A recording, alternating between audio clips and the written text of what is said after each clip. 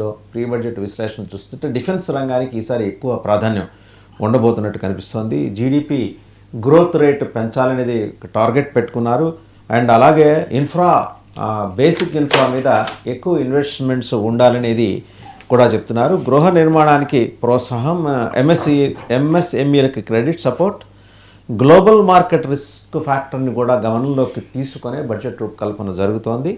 And ఇన్వెస్టర్స్కి వరాలు ఇస్తారా, stock market మీద ఎలాంటి ప్రభావాలు చూపబోతున్నాయి, వీటన్నిటి మీద సమగ్ర విశ్లేషణ అందించడానికి బిగ్ డిబేట్లో మనతో జాయిన్ అయ్యారు డాక్టర్ తులసిరెడ్డి గారు, మాజీ రాజ్యసభ సభ్యులు, Congress party AP working president. నమస్తే డాక్టర్ తులసిరెడ్డి గారు. అలాగే ప్రొఫెసర్ మురళీ మనోహర్ గారు, political analyst and senate member, AP central university. నమస్తే ప్రొఫెసర్ మురళీ మనోహర్ గారు.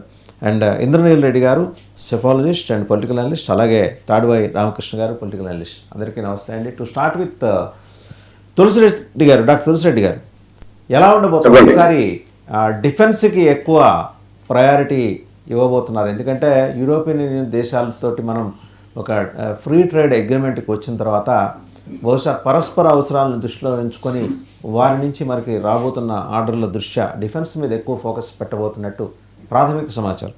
అంటే ఎంత ఫోకస్ పెట్టినా కూడా 5%కి దాటకూడదు అనే ఒక నిబంధన ఏదో, ఒక క్యాప్ ఏదో విధించుకున్నారట.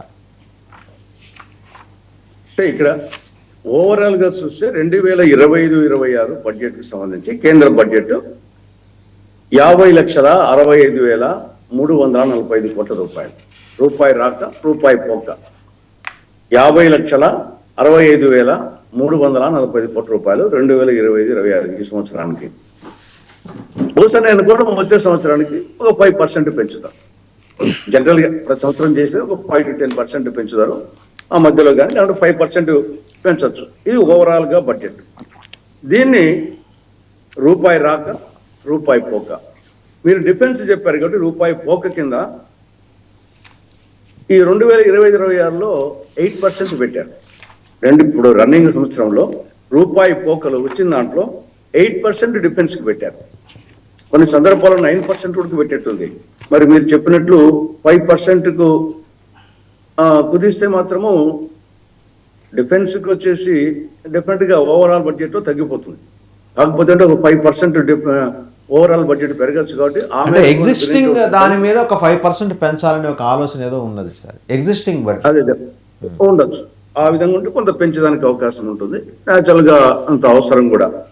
అంటే ఓవరాల్గా ఇప్పుడు మనము రూపాయి రాక తీసుకుంటే మనకు 24% అప్పులు ఈ సంవత్సరము. ఓవరాల్గా రూపాయి రాక ఒక 100 పైసలు లేకుంటే 100 రూపాయలు వస్తుంది అనుకుంటే దీంట్లో 24 రూపాయలు వచ్చేసి అప్పు. 17 తర్వాత నెక్స్ట్ హైయెస్ట్ వచ్చేసి ఇన్కమ్ ట్యాక్స్ 22%. 24% అప్పులు, 22% ఇన్కమ్ ట్యాక్స్. దాని తర్వాత జిఎస్టి 18%, కార్పొరేషన్ ట్యాక్స్ 17%, ఇంకా మిగతా కేంద్ర ఎక్సైజ్ 5%, కస్టమ్స్ సుంకాలు 7%, తర్వాత నాన్ ట్యాక్స్ రెవెన్యూ 9%. ఇది ఓవరాల్గా రూపాయి రాక కింద. కాబట్టి మేజర్ కాంపోనెంట్ అప్పులు 24%, రెండవది వచ్చేసి ఇన్కమ్ ట్యాక్స్, మూడవది జిఎస్టి, నాలుగవది కార్పొరేషన్ ట్యాక్స్. ఇది ఓవరాల్గా ఉన్నటువంటి విషయం. రూపాయి పోకలో చూస్తే మనకు ప్రధానంగా వచ్చేసి మేజర్ కాంపోనెంట్ వడ్డీ చెల్లింపులు అవుతుంది.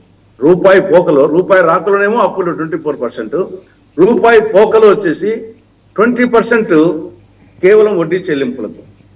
తర్వాత రాష్ట్రాల వాటా, ఇది పన్నుల్లో కానీ గ్రాంట్లో కానీ 22%. తర్వాత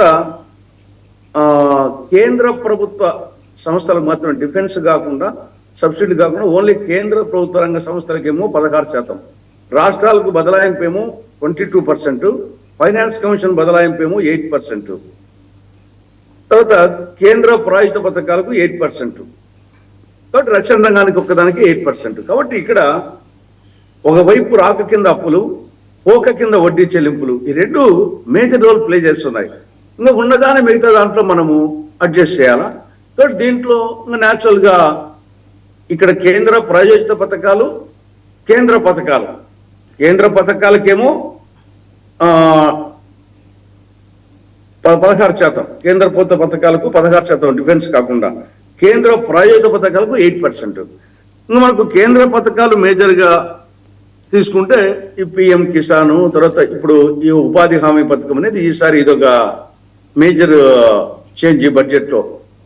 ముందు 90% 10% కాబట్టి ఈసారి 60%కు కుదిస్తారు కాబట్టి ఆ పర్సెంటేజ్ ప్రకారము తగ్గే అవకాశం ఉంది. ఏమన్నా ఓవరాల్గా కొంత పెంచుతారా, ఇది ఒక చూడాలా. కాబట్టి మనము ఏదో కొంచెం ఒక దాంట్లో రూపాయి రాకలో కొంచెం ఒక దాంట్లో తగ్గితే ఇంకో దాంట్లో పెరుగుతుంది. అదేవిధంగా రూపాయి పొగలు కూడా ఒక దాంట్లో తగ్గితే ఇంకో దాంట్లో పెరుగుతుంది. ఇది ఓవరాల్గా గత బడ్జెట్ కంటే ఒక 5% పెరుగుతుంది నా అభిప్రాయం. కాబట్టి ఇంత మించి మనము ఆ పెరిగిన దాంట్లో కూడా లేకుంటే ఓవరాల్గా ఈసారి ఎన్నికలు జరిగే రాష్ట్రాలు ఉన్నాయి కాబట్టి పోయినసారి బీహార్కు సింహభాగము ఉన్ని దాంట్లో పోయింది. ఈసారి వచ్చేసి తమిళనాడుకు, కేరళకు, అస్సాంకు, వెస్ట్ బెంగాల్కు కొంత దాన్ని దృష్టిలో పెట్టుకొని ఒక 4 మనం మాంసం వేసినప్పుడు 4 ముక్కలట ఎక్కువ వేసినట్టు ఆ 4 రాష్ట్రాలకు కొంత ఎక్కువ వేసే అవకాశం ఉంటుంది. అంటే మన రాష్ట్రానికి సంబంధించి మనం ఏమి ఆశలు పెట్టుకోవాల్సిన అవసరం లేదు, ఎందుకంటే ఎన్నికలు లేవు. రెండవది వచ్చేసి బీజేపీకి ఇక్కడ స్టేక్స్ లేవు. ఎట్లా టీడీపీ, జనసేన, వైకాపా ఎట్లా సపోర్ట్ చేస్తాయి కాబట్టి వాళ్ళు సొంతంగా బీజేపీ ఇమేజ్ పెంచేదానికోసం ప్రయత్నం చేయాల్సిన అవసరం లే. అదేవిధంగా జగన్ కూడా సపోర్ట్ చేస్తాడు కాబట్టి ఎవరు గెలిచినా ఒక కాంగ్రెస్ లెఫ్ట్ పార్టీ గెలవకుంటే చాలా వాళ్ళు దేశవ్యాప్తంగా కానీ ఎస్పెషల్లీ రాష్ట్రంలో కానీ.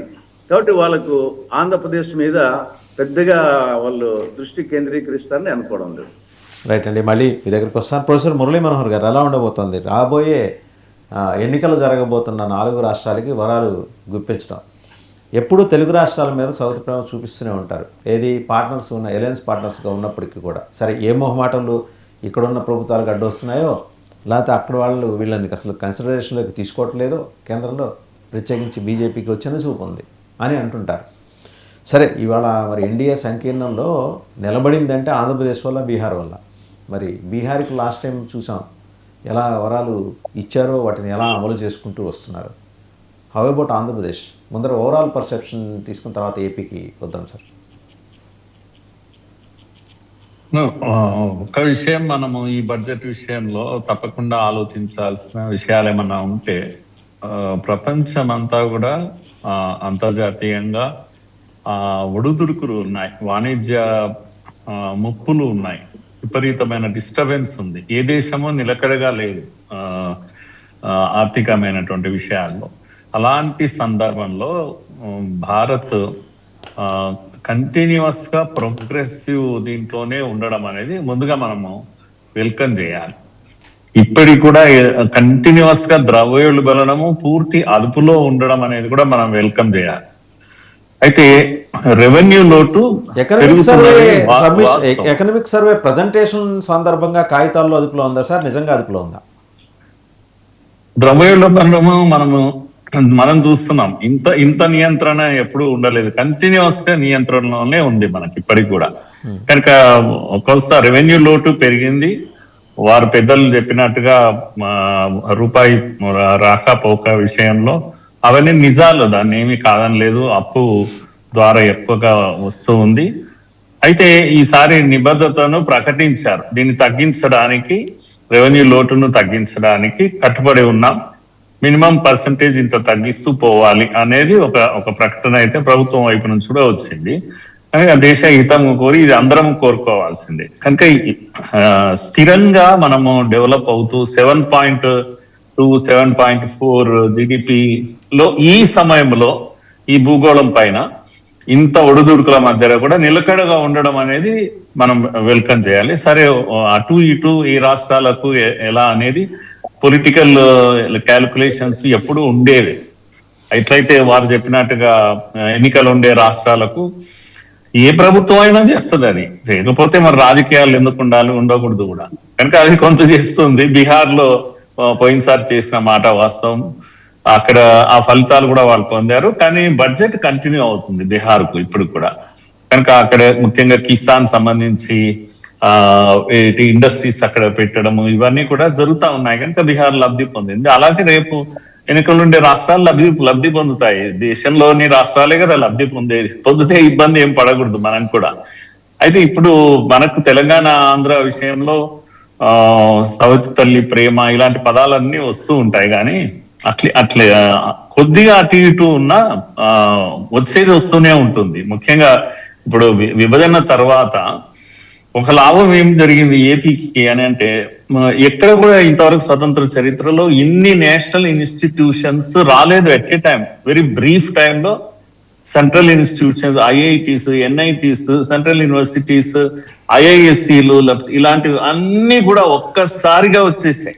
ఇది చాలా గొప్ప విషయం. అది నేను చూస్తున్న విద్యారంగంలో అయితే ఏపీకి వచ్చినటువంటి ఇవి అది ఒక రకంగా మనకు మంచి లాభం చేకూర్చింది. అంటే రావడం అంటే ఊరికే కాగితం మీద రాకుండా ఇన్స్టిట్యూషన్స్ ఒక 500 కోట్లు 1000 కోట్లు పెట్టేసి కట్టడము, అడ్మిషన్స్ ప్రారంభించడము, దేశాల నుంచి విద్యార్థులు ఇక్కడికి రావడం, ఇలాంటివన్నీ కూడా కళ్ళ ముందు జరుగుతున్నటువంటి విషయాలు. ఏపీలో 2 సెంట్రల్ యూనివర్సిటీస్ మనం ఊహిస్తామా? అనంతపూర్లో ఒకటి, లేకపోతే విజయనగరంలో ఒకటి, ఇలాంటివన్నీ కూడా వచ్చాయి. ఐఐటీలు, ఎన్ఐటీలు ఇవేవి లేవు గతంలో. కంబైన్డ్ గా ఉన్నందుకే మరి ఏపీకి నష్టం జరిగిందో ఏమో అని అనిపిస్తుంది ఒక్కోసారి. ఇప్పుడు ఇవన్నీ కూడా ఇండిపెండెంట్ గా ఒక్క ఆంధ్రప్రదేశ్ కి ఇన్ని ఇన్స్టిట్యూషన్స్ వచ్చాయి. లెక్క పెడితే చాలా పెద్దగా ఉన్నాయి, సుమారుగా 15 వరకు ఉన్నాయి పెద్ద ఇన్స్టిట్యూషన్స్. సో అలా మనం చూస్తుంటే కొంచెం అటు ఇటు అయినప్పటికీ కూడా నా ఉద్దేశం ఏంటంటే, ఎన్నికల లబ్ధి కోసం కేటాయింపులు జరిగినప్పటికీ కూడా ఓవరాల్ గా కంట్రీలో రైల్వేస్ కానీ, లేకపోతే ముఖ్యంగా ఇన్ఫ్రాస్ట్రక్చర్ విషయంలో, లేకపోతే విమాన సౌకర్యాలు కానీ పెద్ద ఎత్తున పెరిగిపోతా ఉన్నాయి. కనుక ఒక 70 విమానాశ్రయాలు ఉంటే 170 వరకు పెరిగిపోయినాయి 10 ఏళ్లలో. ఇలాంటివి నేషనల్ ఇన్స్టిట్యూషన్స్, ఐఐఎంస్, ఐఐటి ఇవన్నిటి కూడా సంఖ్య పెరిగిపోతాం దేశవ్యాప్తంగా. నేను రాష్ట్రాల గురించి మాట్లాడలేదు. ఇన్ఫ్రా విషయంలో చాలా పెద్ద ఎత్తున పెరుగుతుంది, నెట్వర్కింగ్ పెరుగుతుంది, రోడ్లు, రైల్వేస్ పెరుగుతున్నాయి. మెల్లమెల్లగా రైళ్ల యొక్క వేగము పెరుగుతుంది. కనుక స్పీడ్ ట్రైన్స్ యొక్క నంబర్ పెరిగిపోతా ఉంది. ఆ విధంగా దేశము ప్రగతి వైపు నడకలు వేస్తుంది, నిలకడగా వేస్తుంది. మెల్లగా వేసినా పర్వాలేదు కానీ తప్పకుండా ప్రగతి మార్గంలో నడుస్తున్నాం అనే విషయం మాత్రం నేను స్పష్టంగా ఒక మాట ప్రాథమికంగా చెప్పాలని అనిపించిందండి. రైట్ సార్, మళ్ళీ మీ దగ్గర వస్తా. ఒకసారి ఇంద్రనీల్ రెడ్డి గారి దగ్గరికి వెళ్దాం. ఇంద్రనీల్ రెడ్డి గారు, సరే ప్రీ బడ్జెట్ గురించి వాళ్ళు మాట్లాడుకుంటున్నాం, దానికన్నా సంబంధించిన కొన్ని అంచనాలు వచ్చినాయి.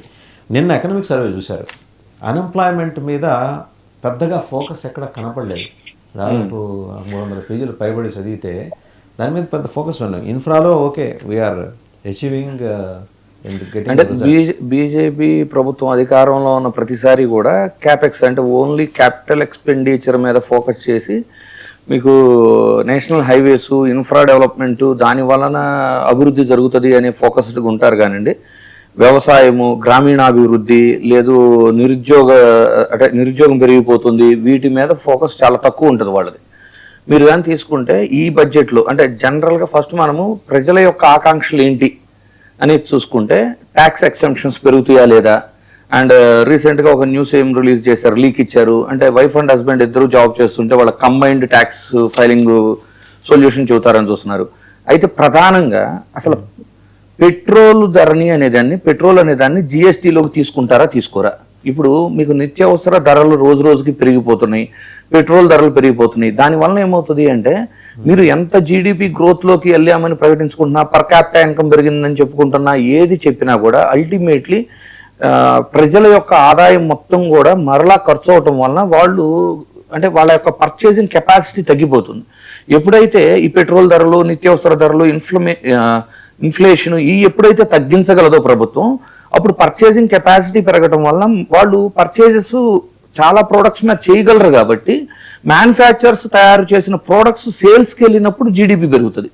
అయితే వీళ్ళు ఏం చేస్తారు, బీజేపీ ప్రభుత్వం అధికారంలో ఉన్న ప్రతిసారి కూడా వాళ్ళు పారిశ్రామికవేత్తలకు ఎక్సెంప్షన్స్ ఇవ్వటము, టారిఫ్లలో కానివ్వండి, లేదు రిబేట్లు ఇవ్వటము, ఈ విధంగా వాళ్ళకి ప్రోత్సాహకాలు ఇస్తున్నారు. కానీ ప్రజల యొక్క పర్చేసింగ్ కెపాసిటీని పెంచాలి అంటే ఫస్ట్ అన్నిటికంటే ప్రధానంగా పెట్రోల్ ధర. అంటే మీకు చూడండి, మనకి ఇండియాకు వచ్చే చమురు అంటే ముడి చమురు మనకు 35 నుంచి 38 రూపాయల్లో వస్తే ఒక 5 to 7 రూపీస్ ఫ్రైట్ అండ్ రిఫైనింగ్కి వాడుతుంటే 50% అంటే మనం కొనే ధరలో 50% ఓన్లీ మనం దానికే పే చేస్తున్నాం.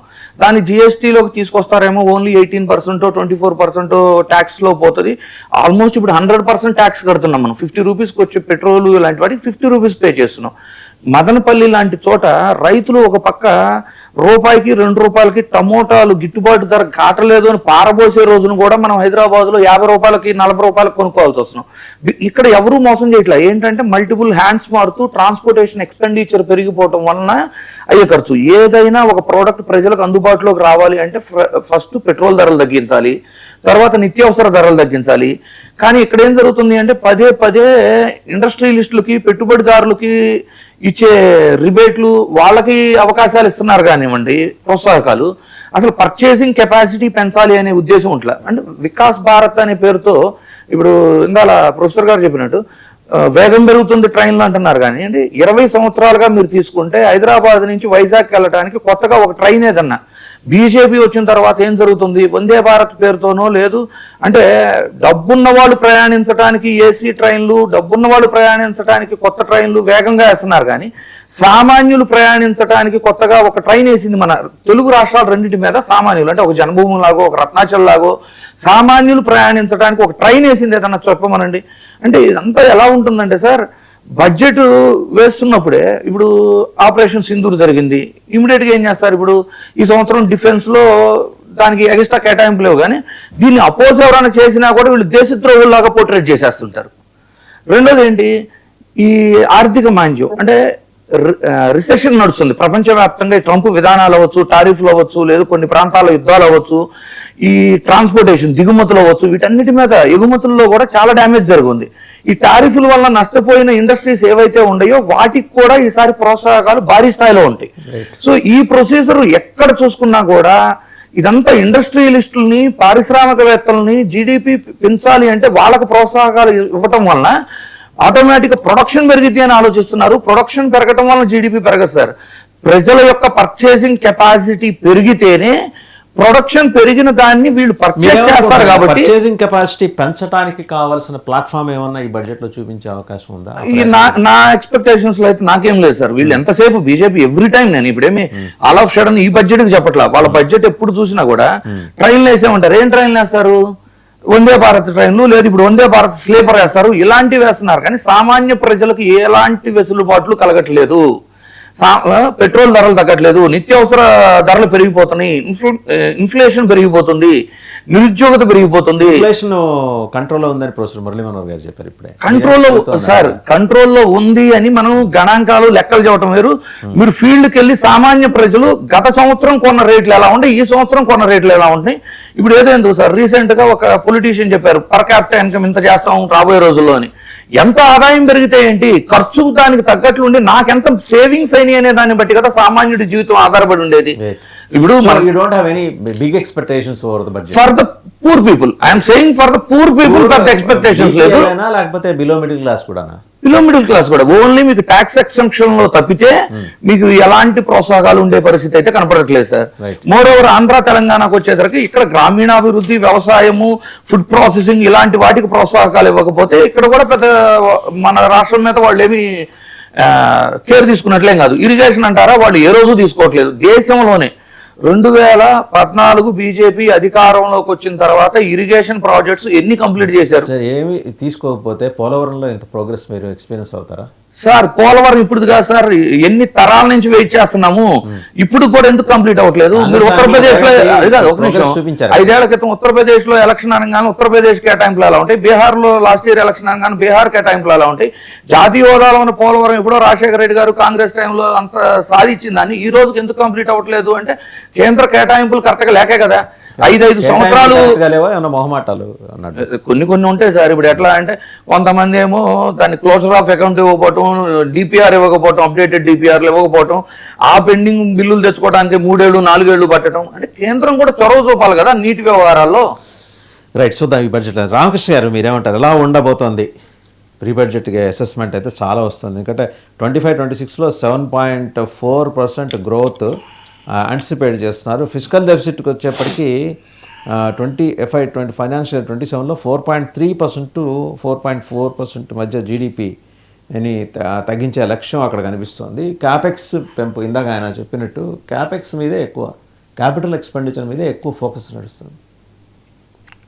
సార్ ముందుగా నేనేం చెప్పదలుచున్నానంటే, ఎప్పుడైతే నరేంద్ర మోడీ గారు 2014 సంవత్సరంలో ప్రధానమంత్రిగా బాధ్యతలు స్వీకరించిన తర్వాత అప్పటి నుంచి ఒక కొత్త శకం మొదలైందని అనుకోవచ్చండి. 2014 నుంచి కూడా ఆర్థిక స్థితిలో ఎంతో క్రమశిక్షణతో కూడినటువంటి ప్రతి సంవత్సరం నిర్మలా సీతారామన్ గారి సారథ్యంలో క్రమశిక్షణతో కూడినటువంటి బడ్జెట్ను ప్రవేశపెట్టడం జరిగింది. ఆ బడ్జెట్ 2014 నుంచి ఏదైతే ఉందో క్రమేణా ఇవాళ మనము భారతదేశము ఆత్మనిర్భర్ భారత్ ఈ రోజున ప్రపంచం మొత్తంలో ఆర్థిక స్థాయిలో 4వ స్థానానికి వచ్చిందంటే వీరందరూ చెప్పినట్లుగా అభివృద్ధి దిశగా భారతదేశం ముందుకు వెళ్తుందండి. అంతేకాకుండా ఏదైతే బడ్జెట్లు ప్రవేశపెట్టినటువంటిది ఆంధ్ర రాష్ట్రానికి రాలేదంటున్నారో, ఆంధ్ర రాష్ట్రానికి ఇండైరెక్ట్గా డైరెక్ట్గా కాకుండా ఇండైరెక్ట్గా ఎన్నో కోట్ల రూపాయలు, దాదాపుగా 12 లక్షల కోట్ల రూపాయలు గత సంవత్సరంలో ఖర్చు పెట్టినటువంటి తీరు మనం చూడొచ్చు. ఎందుకంటే ఇక్కడ లోకల్ గవర్నమెంట్లు ఏవైతే ఉన్నారో ఆ లోకల్ గవర్నమెంట్ వాళ్ళు సరైనటువంటి క్రమశిక్షణతో పోలవరం ప్రాజెక్టు కానీ అవి కానీ పూర్తి చేయలేకపోయారు. కానీ కేంద్రం ఎప్పుడు కూడా సపోర్ట్ ఇస్తూనే ఉంది, ప్రతి దానిలోనే ఇస్తుంది. Coming to the present budget ఎలా ఉండబోతుంది? ఇప్పుడు ఈ బడ్జెట్ ఇప్పుడు మనం కనుక చూసుకున్నట్లయితేనండి నిజంగా జీడిపి రేటు ఇంకా పెరగటానికి ఛాన్స్ ఉందండి.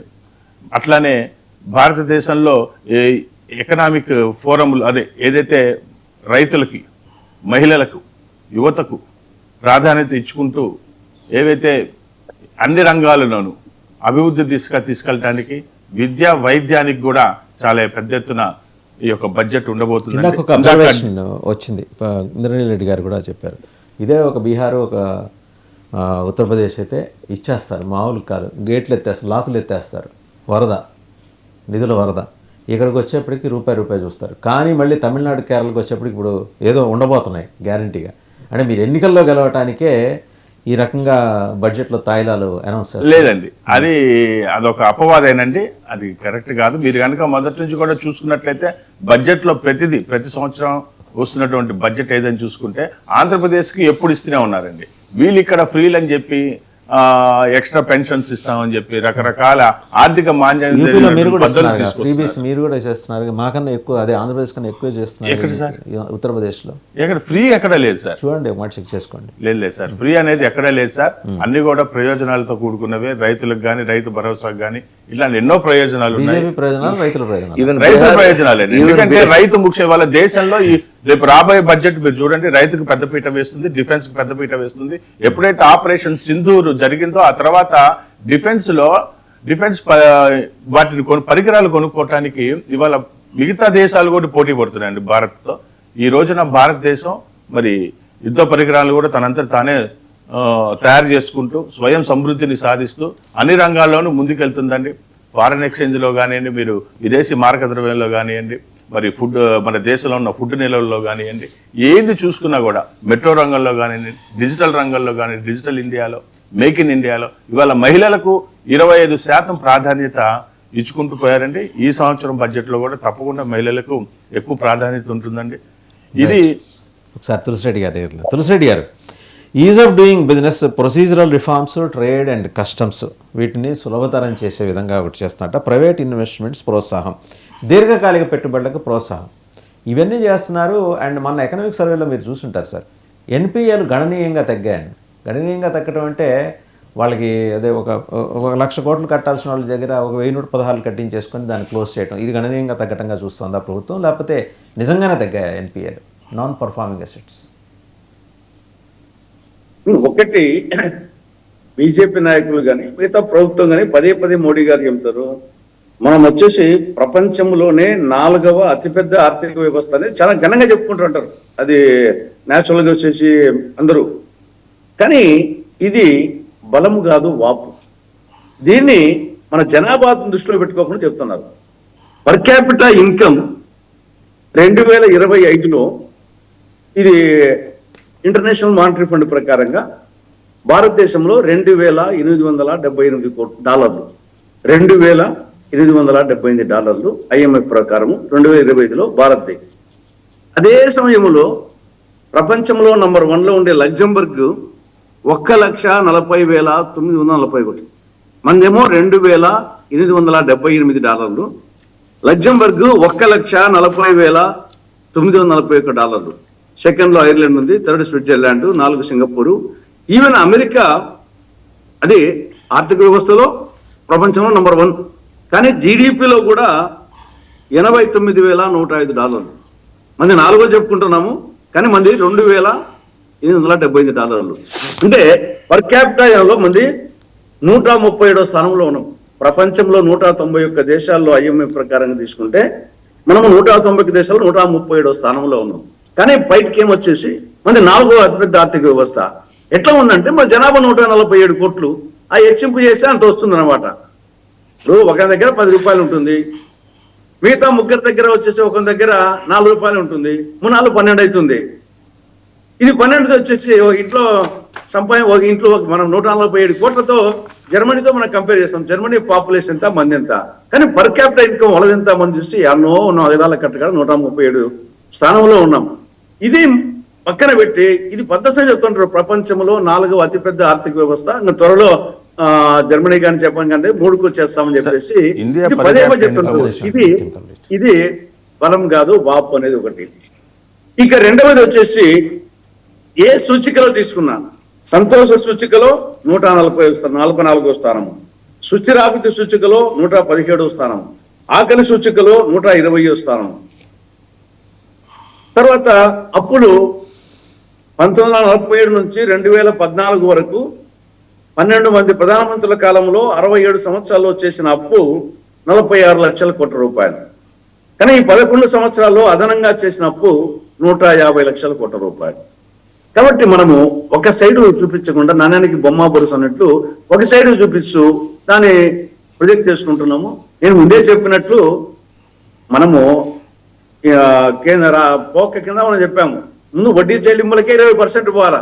వచ్చిన దాంట్లో రేపు వచ్చేసి ఒక 52 లక్షల కోట్లు, 53 లక్షల కోట్లు, దాంట్లో 20% వడ్డీలకే పోతుంది. ఇంకా మిగతా రాష్ట్రాలకు ఇవ్వాల్సింది సబ్సిడీలు, కేంద్ర ప్రభుత్వ పథకాలు. ఇంకా కేంద్ర పథకాల్లో ఉండేదే కదా ఏమన్నా ఇవ్వాల్సింది. డిఫెన్స్ కి సెపరేట్ గా గల తీసినా 8%. నాకు తెలిసి ఆ 8% పెట్టుతారు, కానీ ఒక 5% ఇంక్రీజ్ అవుతుంది. కాబట్టి దాంట్లో గతానికంటే కొంత పెంచినట్టు వస్తుంది. అంతకన్నా డిఫెన్స్ విపరీతంగా పెంచితే మిగతా ఆటోమేటిక్ గా కట్ చేయాల్సి వస్తుంది. కట్ చేసే పరిస్థితి లేదు. డాక్టర్ తులసిరెడ్డి గారు మీరు అన్నమాట ఎగ్జాక్ట్ గా 100% నిజం. 2000లో డిఫెన్స్ బడ్జెట్ అమెరికాకు ఉన్న దాంతో పోలిస్తే 50% వాళ్ళు పెంచారు. ఈ ఏడాది $1 trillion పోతోంది. And all the remaining important sectors, social sectors like education, health and infra have been conveniently ignored. అదే పరిస్థితి ఇక్కడ కూడా రాబోతోంది. అంతే, అది పెంచుతలకలో ఇక్కడ తగ్గించాల్సి వస్తుంది. కాబట్టి ఓవరాల్ గా వారు చెప్పినట్టు పెట్రోలు అంతర్జాతీయ మార్కెట్లో పెట్రోల్ ముడి చమురు ధరలు అనేది ప్రధానమైన ఎఫెక్ట్. యాక్చువల్గా మోడీ గారు వచ్చిన తర్వాత మేజర్ అడ్వాంటేజ్. మన్మోహన్ సింగ్ గారు వచ్చేసి ప్రధానమంత్రిగా ఉన్నప్పుడు లాస్ట్ ఇయర్లో అంతర్జాతీయ మార్కెట్లో క్రూడ్ ఆయిల్ ధర వచ్చేసి $140 బ్యారెల్కు ఉండే పరిస్థితి. ఇప్పుడు 50, 60, ఒకనొక సమయంలో 34 కూడా పోయింది. కాబట్టి మోడీ గారు వచ్చిన తర్వాత 11 సంవత్సరాలు ఆయనకు వచ్చిన అడ్వాంటేజ్ వచ్చేసి అంతర్జాతీయ మార్కెట్లో ముడి చమురు ధరలు గణనీయంగా తగ్గడం అనేది ప్రధానమైనటువంటి అడ్వాంటేజ్. రెండవది, మనము ఈ వర్షాలు కరువు కూడా గతంలో 2-3 సంవత్సరాలు కంటిన్యూస్గా వచ్చిన సందర్భాలు ఉన్నాయి. కానీ ఈయన వచ్చిన తర్వాత కంటిన్యూస్గా అక్కడక్కడ దేశంలో ఉండొచ్చు, కానీ ఈ వర్షపాతం మరీ తక్కువగా ఉండే పరిస్థితి ఇది కూడా లేదు. కాబట్టి ఈ రెండు మెయిన్గా అడ్వాంటేజ్ వచ్చాయి. దాన్ని బేస్ చేసుకొని న్యాచురల్గా వచ్చేసి కొంత అడ్వాంటేజ్ జరిగింది. కాబట్టి మనము అంతర్జాతీయ మార్కెట్ పరిస్థితి బట్టి ఉంటుంది. రెండవది వచ్చేసి మన దేశంలో ఉండే వాతావరణం పరిస్థితి బట్టి ఉంటుంది. ప్రధానంగా అంతర్జాతీయ మార్కెట్లో ముడి చమురు ధరలు బట్టి మన యొక్క ఎకానమీ ఉంటుంది. ఆరికి మళ్ళీ రూపాయి పతనం కూడా దాని మీద ప్రభావం చేస్తుంది. కాబట్టి ఓవరాల్గా ఉన్ని దాంట్లో అడ్జస్ట్ కావాల్సింది. ప్రజల ఆకాంక్షలు ఆకాశమంతా, కానీ అవసరాలు ఆకాశమంతా, కానీ అవకాశాలు ఉండేది బడ్జెట్ కొంత. కాబట్టి ఉన్ని దాంతోనే అడ్జస్ట్ చేసుకోవాలా. దానికి ఎన్నికలు వస్తాయి. ఎన్నికల రాష్ట్రాలకు అంత ఇంతో కొంచెం ఎక్కువ వేయాల్సి వస్తుంది. కాబట్టి డెఫినెట్గా ఈసారి మన 5 పద్మవిభూషణలు ఉంటే 3 పద్మవిభూషణలు కేరళకు, మన దేశానికంతా 5 పద్మవిభూషణలు ఇస్తే 3 పద్మవిభూషణలు కేరళకి ఇచ్చారు. సరే, వాళ్ళకు సమర్థులు దాని నుంచి మనకు కాదలేదు, కానీ జనరల్ గా పొలిటికల్ గా ఆలోచించినప్పుడు అది ఖచ్చితంగా అనిపిస్తుంది. రేపు కూడా వచ్చేసి డెఫినెట్ గా కేరళ, తమిళనాడు, వెస్ట్ బెంగాల్, అస్సాం వీటికి వచ్చేసి సింహభాగం ఉంటుంది. మిగతా అందరికీ ఖండఖండ ఉంచుతారు. మన రాష్ట్రానికి సంబంధించి ఏదో కొన్ని చేసింది చట్టంలో ఉండే దాంట్లో 13 సెంట్రల్ ఇన్స్టిట్యూషన్స్ ఉంటే అవి 11 ఏళ్ల ఉంటే ఎప్పుడో అయిపోయింది. అలా ఇప్పటికీ నత్తనట్టుగా సాగుతా ఉన్నాయి. అది చట్టం ప్రకారం వచ్చినట్టు, అది సెపరేట్గా వచ్చినట్టు కాదు.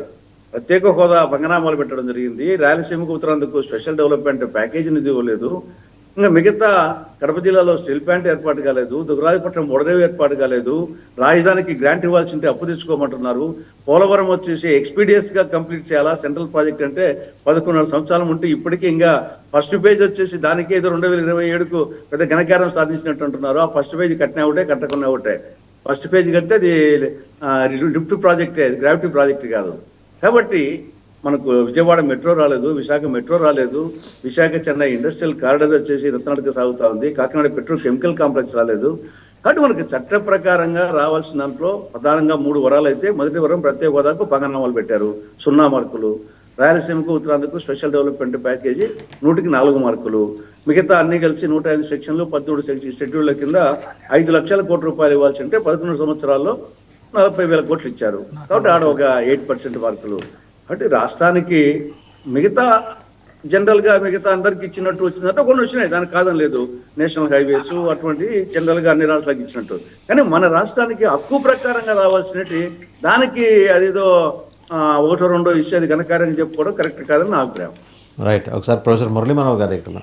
ప్రొఫెసర్ మురళీ మనోహర్ గారు, మనకి న్యాయబద్ధంగా రావాల్సినవి మాత్రమే వచ్చాయి, ఏమీ అయాచితంగా ఏమీ ఎన్డీఏ సర్కారు ఆంధ్రప్రదేశ్కో తెలంగాణకో ఇచ్చింది ఏమీ లేదనేది డాక్టర్ తులసిరెడ్డి గారి అబ్జర్వేషన్. Senior parliamentarian. ప్రత్యేక హోదాకి పంగనామాలు చాలా సీరియస్ అబ్జర్వేషన్. దాన్ని ఎలాగో అటకెక్కిచ్చారు. తత్సమానమైన వ్యవహారం నడపడానికి కావాల్సిన నిధులని సకాలంలో ఎందుకు అందించలేకపోతున్నారు? అండ్ ఏం చూసుకొని తెంపరితనం అంటే ఎందుకు ప్రత్యేకించి తెలుగు రాష్ట్రాల మీద ఇది చిన్న చూపు? రావాల్సినవి న్యాయబద్ధంగా రావాల్సిన, మీరు ఇందాక అన్న మాట ఒకటి లెజిబుల్గా నిజమే ఉండొచ్చు, అది అర్ధసత్యం. ఏది 11-12 ఇన్స్టిట్యూషన్లు వచ్చినాయి, ఎవరి కోసం రావాలి, ఎవరి కోసం ఇవ్వాలి? ఖచ్చితంగా ఇచ్చి తీరాలి, ఇచ్చారు. అది కూడా డిలే అయింది, ఆ ప్రాసెస్ కూడా ఎంబడి పడితే. సరే, ఇక్కడున్న గవర్నమెంట్స్కి అక్కడ బీజేపీతో ఉన్న మొహమాటాల కారణంగా